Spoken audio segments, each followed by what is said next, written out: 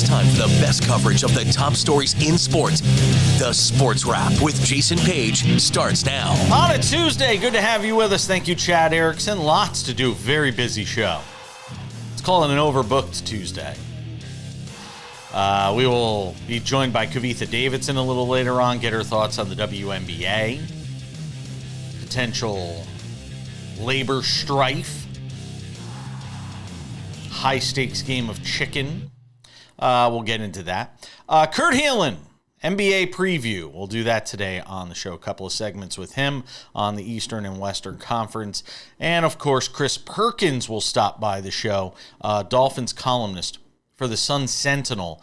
He was at the Tua Tagovailoa press conference yesterday that I found kind of troubling to watch his stance, a very defensive posture towards the questions being asked about his future. But we start things in the NFL. Sam Yarnell is here to begin the program today. And Sam, a couple of Monday night games. I don't care what the final score says. The Ravens did whatever they wanted to do against the Buccaneers on Monday night. And I don't know why. Yesterday when we were looking at these games, I felt like I didn't have a good feel for it. And then watching the game last night, I'm going, wait a minute. Do we forget how good this Ravens team is right now when we watch them and their ability to go up and down the field and Lamar Jackson throwing dimes? I mean, maybe it should have been an easier pick. I don't know. Well, we got, you and I, in terms of people who gave out the Ravens and people who liked the Ravens in this game, got incredibly lucky. And I'll come out and say it. I'll be the first one to say it. It's a bet that I made that I should not have won. Great. We loved the over. That was easy. That was free money. We loved the under in the other game. That was free money too. Credit to Jason and I. I mean, who else are you getting your NFL picks from at this point? But let me say this. The Buccaneers straight outplayed the Baltimore Ravens until their Hall of Fame wide receiver Mike Evans went down in the first quarter upon catching a beautiful dime of a touchdown pass. I'm going to tell you, Jason, that game really sold me down the river on Baker Mayfield if it did anything. Baker Mayfield looked tremendous in that game and did not get enough credit for it post-game. But listen, the Bucs were up 10-0 at the end of the first quarter, I believe. Mike Evans going down with that injury killed their offense. They could not move the ball. I know the final score, they scored 3 more touchdowns after that, but it was all garbage time. They really could not move the ball once Mike Evans goes down. Yeah. Obviously, you had the horrible Chris Godwin injury to that later. I'm surprised that the Buccaneers honestly held with this team as much as they did, despite the fact that they were in shambles in terms of the injuries that they took early in this game.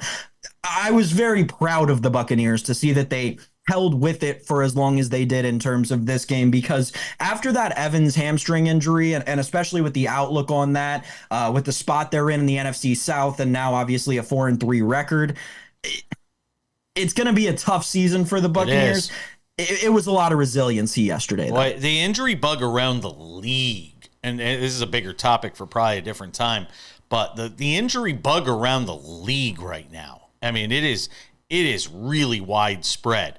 I'm not going to go crazy about Todd Bowles having Godwin in at the end of the game and the whole injury that happens there. But I will question, we all knew going in Evans had the hamstring injury. They knew it. Everybody could see it on the field the week before. I will question why your all-world receiver, your future Hall of Famer, a guy who is still productive, who caught his 100th touchdown last night, why that guy was on the field last night. I know you're trying to win football games, but the long-term picture, knowing as injured as he was, I have to question why he was out there last night when you knew he had a hamstring injury and there was a chance of aggravating that injury. So it is an interesting dynamic. I think that the key thing to me is that he came off the injury report late in the week, like completely off of it, not even questionable, no designation, which to me says he felt like he was, the player, Mike Evans, felt like he was in a good enough spot, along with the medical personnel at the team, that they kind of decide in conjuncture, okay, we're going to give it a go this week. It's a big game. I understand the hesitancy, but I think that these kinds of things, I don't think it's as egregious, I'll put it to you this way, as the Christian McCaffrey week 1 injury that led into what we've seen it lead into this year. And I know hamstrings are tricky, and I know this is an injury that position is never handled properly in the NFL. It is probably, aside from head injuries and those kinds of things, in terms of muscle and ligament, it may be the most poorly treated injury in the NFL today because everyone wants to rush back from it. But I'll say this, Mike Evans very clearly over the course of his career has had that grind factor, that I want to be in every high stakes game. I want to have my face mask right in the other cornerback's face mask because I want to be right in the middle of it, stirring the pot. I think this was kind of just a result of all of that mentality that we've seen him express over the course of a decade. All right, I got to ask you. But then the Cardinals Chargers. Bows up. And I got to be honest, I didn't watch. I promised I wouldn't because I was not paying ESPN to watch your one stupid, bad NFL Monday night game. Sorry, got better things to do. So I did not watch this game. I merely saw the highlights, looked at the box score, read the game story. So you got a minute, Sam. Go ahead. All right. Well, consider yourself lucky. The under was free money. I don't know what else to tell you, Jason. This game, as bad as it was actually kind of good too. Now, that's going to sound really weird, I know, but it was so back and forth. I'm actually looking here. Yeah. The Chargers never scored a touchdown. They kicked 5 field goals. The Chargers never got in the end zone. That tells you as much as you need to know about this game because they had a chance to win if it weren't for the Cardinals kicking a last-second field goal. Yeah, you didn't miss much. Keep saving your money on ESPN Plus. You probably won't need it. Oh, look, here's the game-winning field goal. I'm watching the game now. This is about as much as you're getting of me. I'm listen, not doing it. Not giving ESPN whatever they want for ESPN Plus for a month. You know, getting questioned about bills on the credit card. Not doing it. So, but the Cardinals win, and yeah, that's it. That's all I got. That's all I got, Sam. I got nothing. I literally have nothing. I did not watch the game. I wish I could offer more, but like I basically didn't watch the game. It was a horrible football game. All right, fair enough. We all talked about Chris Perkins. We're all talking about Tua Tagovailoa. Chris Perkins, Sun Sentinel in Miami. We'll talk to him next about Tua.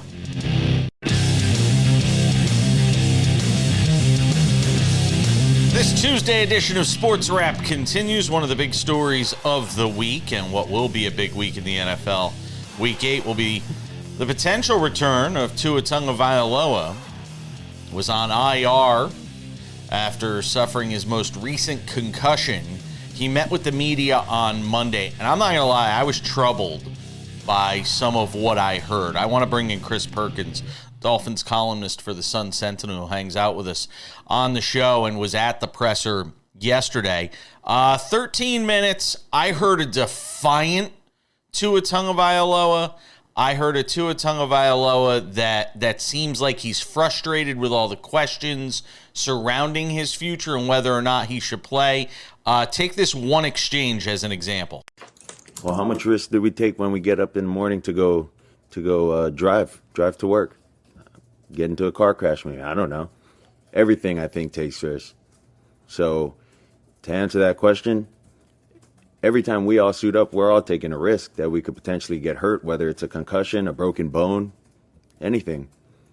You get up off of the bed the wrong way, you potentially could risk you spraining your ankle. There's just risk in any and everything. And I'm willing to play the odds. That's it. Thanks, guys. That was some apples and oranges stuff there, Chris. Yeah, I mean, look, Jason, you're exactly right when you say defiant, frustrated. He was agitated. He was irritated. Look, Tua is partly a victim of his own success, right? He brought up, nobody says this about boxers and et cetera. And it's like, Tua, respectfully, you're not a boxer. You are a high-profile NFL quarterback, and you got hurt twice on Thursday Night Football, once when you were taken off the field on a stretcher. And so this is a high-profile thing. This isn't the Josh Allen thing that just happened, on a day and Josh Allen goes back in the game. You're somebody with a concussion history going back to college, and you strike the fencing pose. You've done it twice. They had the head trauma thing against Buffalo that you called a back injury, and then like 5 days later, you get the thing in Cincinnati. So this isn't a one-off. So Tua, and I think he understands the situation. He's just very frustrated by it. He didn't want to be on that podium yesterday. He doesn't want to be the face of this issue, but that's the way it is. And I've asked this question before, Chris. I might have even asked it with you when this most recent concussion happened. It feels like there needs to be somebody to protect Tua from himself. And I don't know if that's the Players Association, if that's Josh McDaniel, if that's the league. And it almost, it's like every time I turn on a TV and the movie Titanic's on, I'm hoping every time for a different ending than the one that actually happens, even though I've watched it 15 times. Right. But I know how it's going to end. It feels like there's an inevitability to this Tua Tagovailoa story that we could all see, and he's the only one who can't. I got to tell you, Jason, I support Tua 100% in this. Now, it's a very uneasy situation because of how he looks, but he's right. The evidence is kind of in the gray area on whether concussions lead to CTE or long-term dementia. I mean, it kind of depends on what you want to believe, but science has not drawn clear lines. And so, is he going to have another concussion? He might, but he's willing to take that chance. But to my knowledge and to Tua's knowledge, there's no definite science that says if you sustain another concussion, you're going to have long-term dementia or you're going to have CTE. I support his decision. I don't support the way he conveyed his thoughts yesterday. But he's fed up with this situation, and again, he didn't want to be on that podium yesterday. Should he have to wear the Guardian cap? You asked that question yesterday, and he was very succinct in his answer. Yeah, the evidence shows that it does not significantly reduce the chance of concussion. So, I think it's two things, Jason. I think when he says he doesn't want to be the face of this issue, wearing that Guardian cap, it won't be out of your head, right? It will be, well, why is he wearing that thing on his head? Oh, yeah, that's right. And I don't think Tua wants that question to be around him.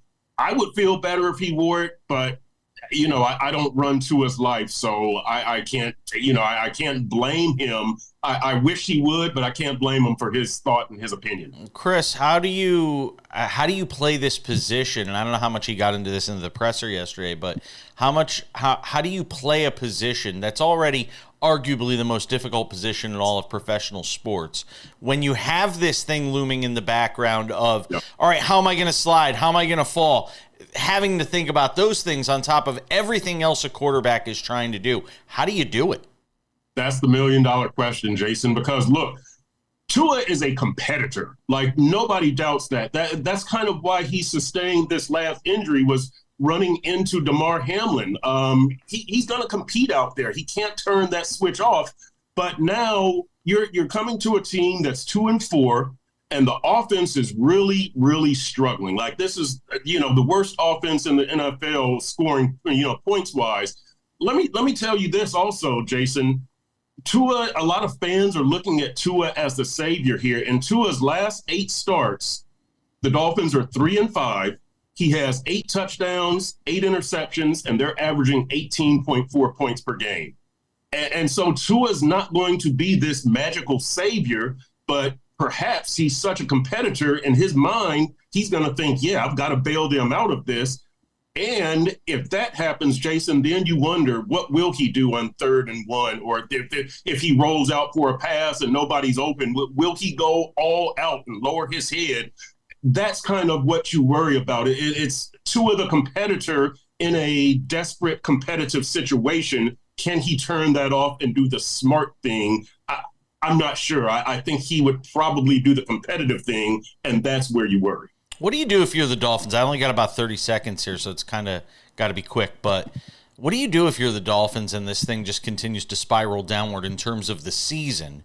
And knowing his injury concerns, does it change how they navigate the offseason at the quarterback position? I'd get a veteran backup quarterback. They had the right idea 2 years ago with Teddy Bridgewater. It just didn't work out. But with Skylar Thompson and with Mike White and with Tim Boyle and with Snoop Huntley, they have messed up the backup quarterback position. Get you a Joe Flacco or an Andy Dalton. Try to get to the Super Bowl. Chris Perkins does a great job. Sun Sentinel, Miami Dolphins columnist. I appreciate you giving me some time today on a story that is very complicated when you take everything into consideration. Thank you, Chris. I appreciate it as always. All right. Thanks, Jason. All right. We're coming back. We got more sports wrap to do on this Tuesday. Don't go anywhere. Kurt Helin joins us next to preview the NBA.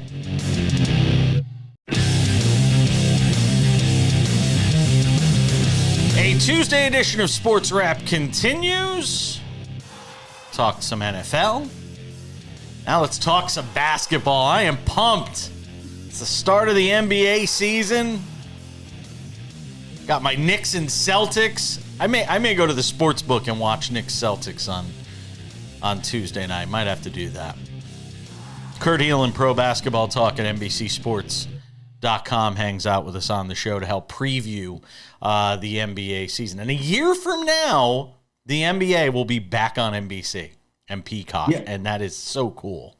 It's going to be awesome. We're excited about it. Obviously, the planning started, and actually, we would have this opening game, I believe. I'm not sure, but I think we will have opening weekend in a year. So that's going to be awesome. Yeah, it really is. All right, let's talk Eastern Conference in this segment. And look, Knicks Celtics, I mean, you could be talking about an Eastern Conference Finals preview in game 1 of the season. Am I crazy? No, actually, that's what I predicted. I think that these are the two best teams. Look, Philadelphia is in that mix, and it's those three teams and then Milwaukee. But is Philadelphia going to be healthy enough? They don't have Paul George and Joel Embiid to start day one, right? Like, they're so banged up. Those guys may not play in their first game. Well, George won't, and Embiid's on the fence. So I'm not trusting them. These are the two teams I think are the best in the East. And I think what's interesting is New York has built a team to go right at them, haven't they? We've got OG Anunoby and Miles Bridges on the wing. We've got big defensive wings. They are set up to defend against the way Boston likes to play. And Boston, by the way, without Kristaps Porzingis tonight, they've got Al Horford, but at his age, he just isn't the same player as Porzingis. And you can see that even in the finals for people who remember that, how much better they look with a healthy Porzingis on the floor. Yeah, they certainly do. What are the early reviews on how Karl Anthony Towns sort of fits with this team? And is this going because they got him so late in the game, right as preseason was getting started? Are we talking about a situation here where there's going to be an adjustment period, or is he already assimilated? No, it's definitely going to be an adjustment period. I mean, he looked good in preseason, but, Ronnie James put up 17 in the preseason. Let's not read anything into preseason basketball. So, he looked good. I'll say this. What you can tell is how much better their offense is going to be because he spaces the floor out, right? They can play 5 out now with Mitchell Robinson, with Julius Randle, with all the guys he's had around him before. They rolled to the rim on about 70% of their pick and pop. He'd set the pick and that guy goes straight to the rim 75% of the time. Karl Anthony Towns does that maybe the least of any heavily used center in the NBA, right? He pops out and only rolls to the rim 25-30% of the time. That spacing is going to provide driving lanes for him and for Bridges, for the other guys that, they're the secondary creators. I think their offense is going to be top 5, maybe top 3 in the league. They are going to score a lot of points.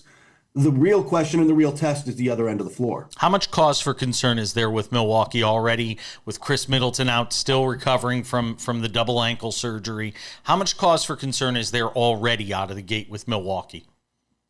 Plenty. I mean, look, this is a champion. I don't think there's more pressure on any team in the league this year because Giannis Antetokounmpo is very competitive. And yes, he signed an extension. They have control, but he's very competitive. And this team has showed signs of aging last year. And if you don't get a bounce back year from Damian Lillard, who was down by his standards last year and wasn't quite himself, but looks better in preseason, but they don't, do they have the chemistry yet? They really haven't. They didn't work out at once this offseason together, which is concerning, right? And in Middleton not being there, there's just Brooke Lopez, 36, looked a step slower last year. Like, there's just no margin for error, especially in this East with Boston and New York and Philly. And they're out of the gate with Middleton not back from that double ankle surgery on both ankles this summer. Both ankles. Yeah. There's no margin for error for that team. And it's really going to be interesting if they stumble, especially if they stumble early, what kind of things have to happen because they're kind of financially backed into a corner. That's what I'm going to say. What are you going to do? I mean, it feels like they're kind of locked. It almost feels like they're locked in with sort of the pieces they have and obviously the coach they have. How about Orlando? Because our boy Sam is very big on the Orlando Magic. He is bullish on the Orlando Magic. How are you? Actually, I think that they're one of the teams along with Cleveland. I'm kind of high on Cleveland too, they bring everybody back and they switch coaches too. Like they switch coaches and they bring in Kenny Atkinson. But both of those are teams with real potential in an East where, look, we were just talking about all the questions we've got around Milwaukee, Philadelphia's injuries we discussed earlier. And like one of those teams, and maybe I'll throw New York in there. I don't think it happens to Boston because they've got too much depth. But one of those three teams, remember Philly finished 7th last year, like just because of injuries? One of those teams is going to fall out. And Orlando is the team that can jump up. Kentavious Caldwell-Pope is a hand and glove fit for them, right? Like spaces the floor, another elite wing defender. You put Suggs and KCP out on the perimeter, good luck. And you've got Jonathan Isaac and all these guys inside. This is an elite, maybe the best defensive team in the league, if not, certainly going to be a top 3 defensive team. Banchero's taken a step forward. Their offense is going to be better. I'd still like them to go get more of a floor general point guard. They need another shot creator ultimately. But this, I think Sam's right on here. I think that this is a team that could finish top 4, top 3, and maybe win a round, like make some noise in the playoffs. This is a team on the rise. Could that be the type of team that you see making a move at the deadline, depending on where players are and guys potentially getting moved, veterans potentially being moved? Could the Magic be one of those teams, and do they have the space to make it work? Yeah, they do. They have the contracts, they have the young players, they have the picks. If the right player comes, they were looking for it this summer. But they're very particular. Look, this is a gritty defensive first team, so they would love to get a Drew Holiday type. I don't think Drew Holiday is not available, right? But you would like that kind of secondary creator and floor general to come in and organize your offense, and you could build out from that and not lose any defense because this is such a defensive team, and that's going to be their identity. They just have to find enough offense to make it work. Real quick, I got 30 seconds here. Will the Nets be the worst team in the NBA this year? No, only because Washington exists. But it'll be close, and the Nets will be sellers at the trade deadline. Anybody you see on that team with talent, yeah. I mean, with Cooper Flagg being out there, it might be worth their while to be the worst team in the league. It is Cooper Flagg and Ace Bailey and Dylan. Like, this is a stacked draft at the top, and teams know. Like, there's going to be more tanking this year than you've seen in a while. Yeah, I got a hunch that the Nets might wind up being worse than Washington. Like, I think it's going to be close. Yeah, they're in the mix for it. Okay. All right. We got more to do on the other side. We'll talk Western Conference and more with Kurt Helin next.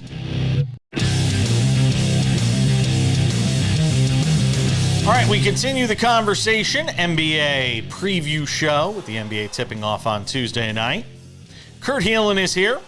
Pro basketball talk at NBCSports.com. We're talking about the East. By the way, before I get to the West real quick, Pistons, Is this the year we start to see some gradual improvement?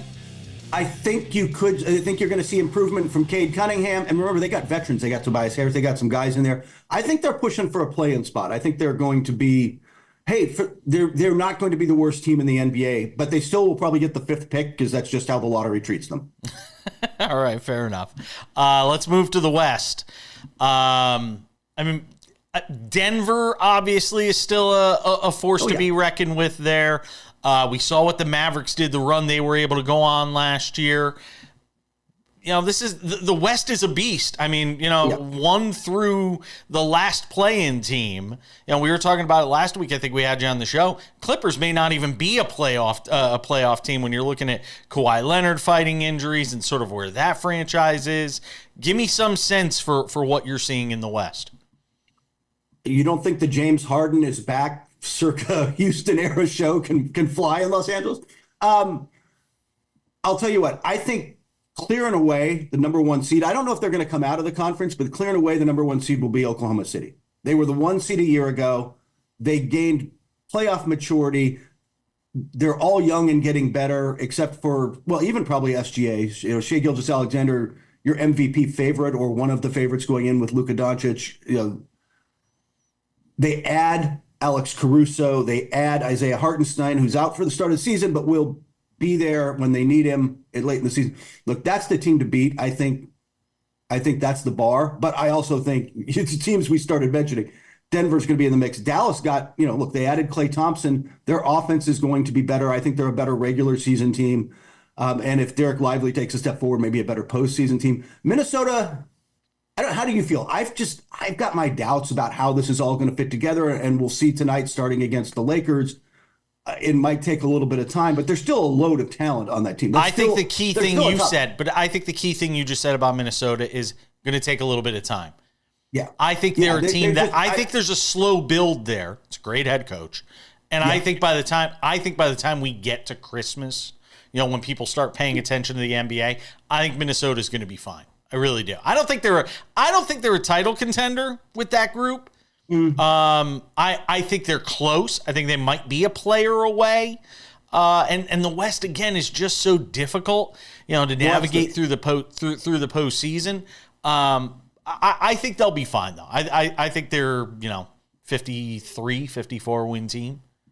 Probably I give a lot of credit to Chris Finch, who a year ago when we were having these conversations, like, how are they going to get Gobert and Towns to play together? And they did. They got to mesh that into a real smooth. Yep. It's a different challenge with Julius Randle, but they also gained depth and shooting. I think Dante DiVincenzo is huge for them.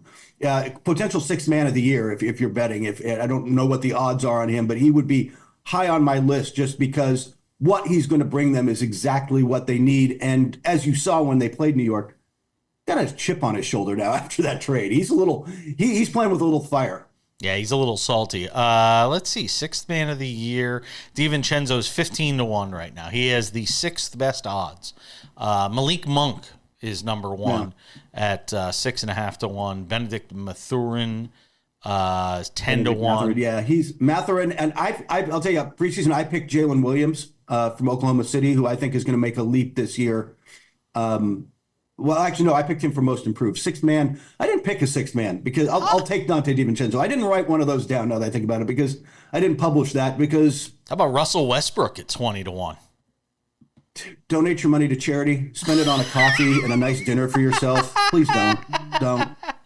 What do you think about the Lakers? They are in this tier in the middle of the West for me with the Clippers, with a bunch of other teams.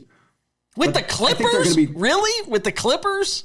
I think there's this huge tier of teams where if things really click for them and go right, they could finish as high as 5 or 6, or they could miss the playoffs entirely. And I think it's honestly going to be 5, 6, 7 games that separates 11 and 5 in the West. Like if you're without LeBron James for 2 weeks because he rolled his ankle, that's a real setback for them. The Lakers have two of the 4 best players in the Paris Olympics, right? Like LeBron and AD were phenomenal. They can play at that level, and then the drop-off is just so steep. And by the way, I don't know if you can actually bet this. Bronny's going to play tonight. Opening night, Bronny and LeBron will be on the court together, probably in the first half, frankly. But I mean, just talking to people around the league and around the team, everybody expects JJ wants to get the circus done. Like, let's get this done, get this discussed, get it over with, so we can get on to getting Bronny into the G League where he needs to be.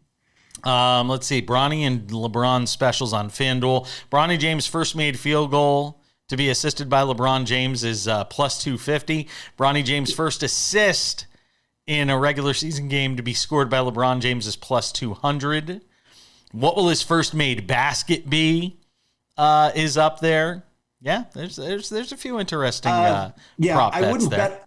I'd be careful betting on him scoring because we saw him shoot in the preseason. But the assist to LeBron thing, maybe. I've got only about 30 seconds here, so I need real quick.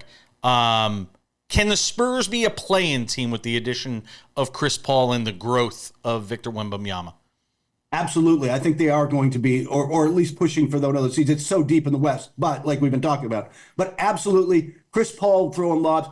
Also, Victor Wembanyama is going to make a massive leap. He's going to be so good this year. But don't forget, like, Devin Vassell. They've got, like, good They players. do. They absolutely do. Real quick, Brett. finals prediction. Celtics over Thunder. We get a repeat for the first time since Curry Durant. Boy, I hope you're wrong. It's got to be the Knicks year. It's got to be the Knicks year. Kurt Helin, Pro Basketball Talk at NBCSports.com. I look forward to doing it throughout the season. Thank you, my friend. Take care, buddy. We're coming back.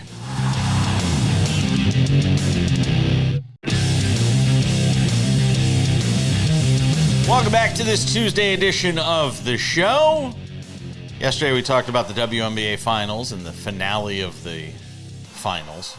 Finale of the finals? I think you can say that. We got into it on everything around the game, and now I want to talk about the labor situation as well that is coming to the WNBA, because you know you've made it when you've got work stoppage potentially in your future. Let's bring in our friend Kavitha Davidson. Does a terrific job on all things sports. The Sportly podcast. She's an author. She's a journalist. She does everything because she is multi-talented. She hangs out with us on SportsWrap. Well, like I said, you know you've made it when you're starting to talk about a work stoppage that could potentially halt all this wonderful progress that the WNBA has made. And I was talking about it with my husband last night. He follows sports to the minimal degree that he knows what I'm talking about. But he was saying, the women of that league, they should go and get their money and take a stand. And I'm like, that's all great. And I'll say this to you, there is a very fine line in this game of chicken that they are about to start playing with team owners. And they're going to find out real quick, as much as there was all this joy and excitement around the WNBA this year, that could all vanish really fast if you have any sort of work stoppage or labor stoppage in this situation, Kavitha. Yeah, I mean, that's definitely true. We've obviously seen from work stoppages and strikes in men's leagues that it can wildly affect progress. We saw it in Major League Baseball in '94. We've seen it in the NBA. We saw it in the NHL in the early 2000s. But I think the issue here is that there is so much new money, and it's only going to continue to grow. And the players are looking at this, basically saying we're not getting a comparable share of the pie. It's not about absolute revenue compared to the men's leagues, but it is about percentages.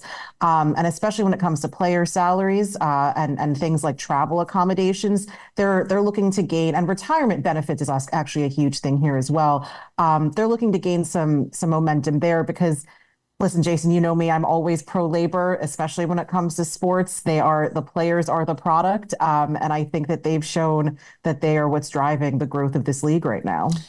They are, and I agree with that. Do you think they will be accepting, and we're so early in this game, do you think they will be accepting of a gradual ramp up as far as salary cap and salary maxes and all of this stuff?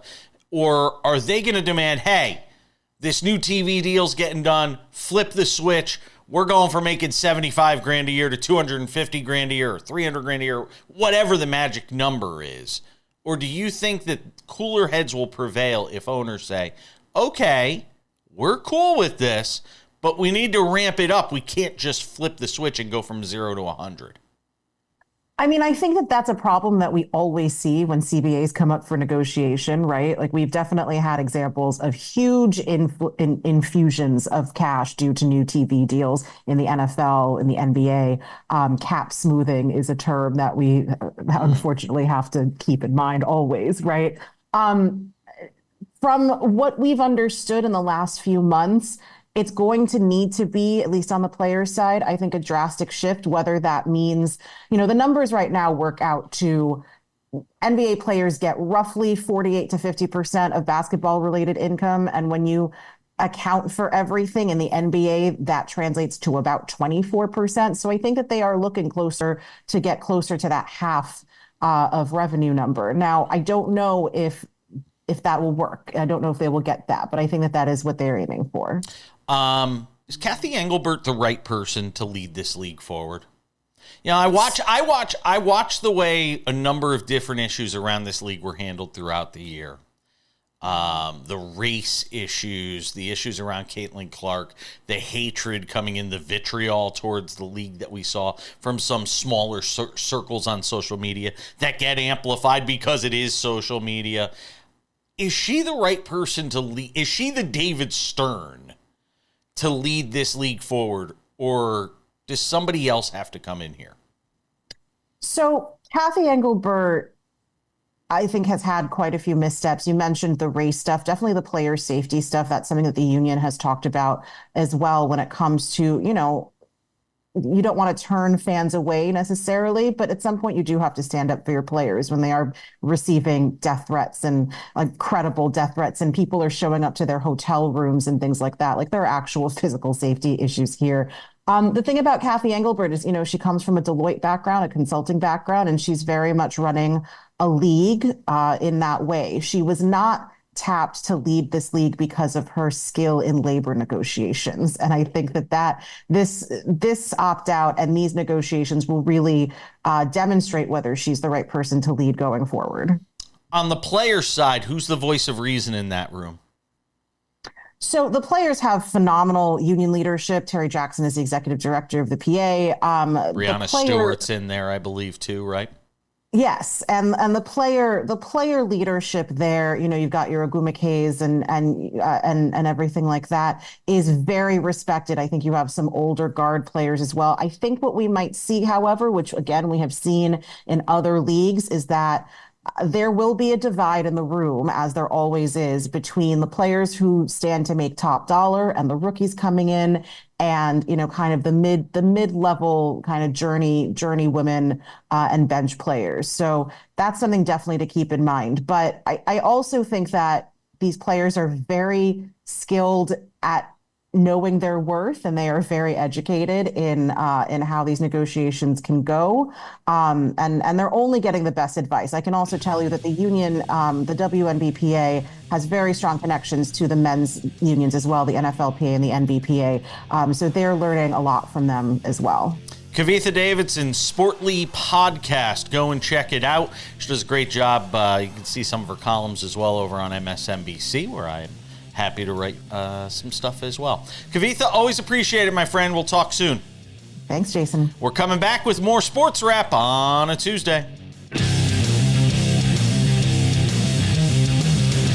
All right, just about time to put the wraps on this baby for a Tuesday.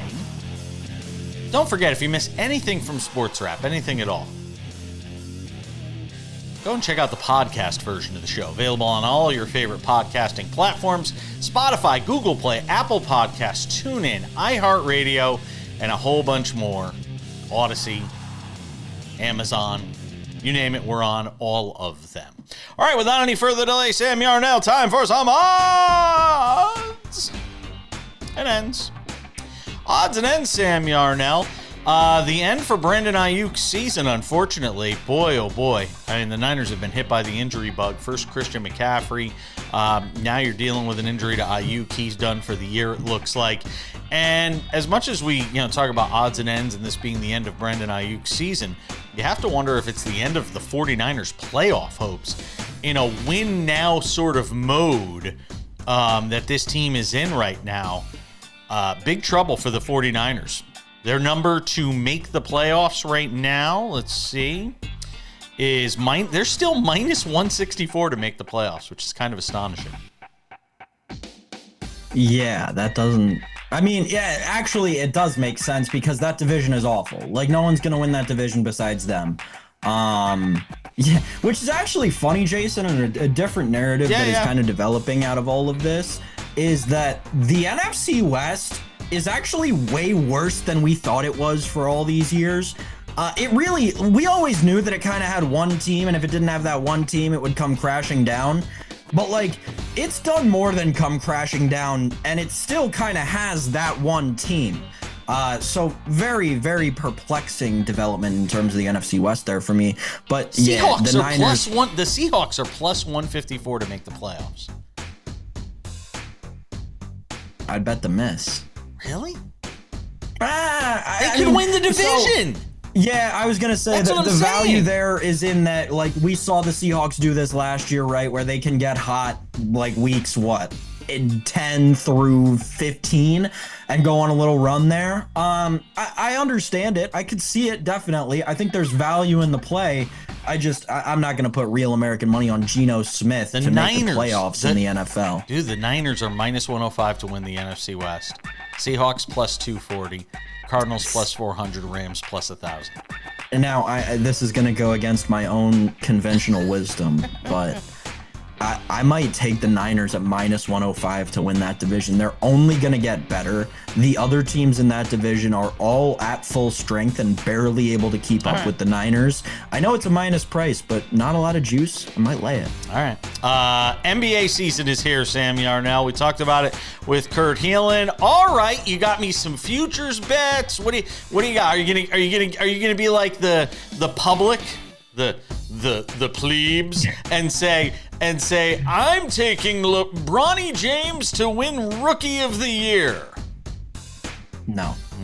If you want a value play on Rookie of the Year, though, my homer pick would be Bub Carrington. I do think he has a legitimate shot to get the minutes in Washington, and he's put up the numbers in the preseason we've seen. I think he'll have the run in that Wizards organization to remain competitive in terms of accumulating all of the counting stats. My three bets that I'm going to give out here on the show all stem from the same thing, and they're actually three that I've sat on for a while now.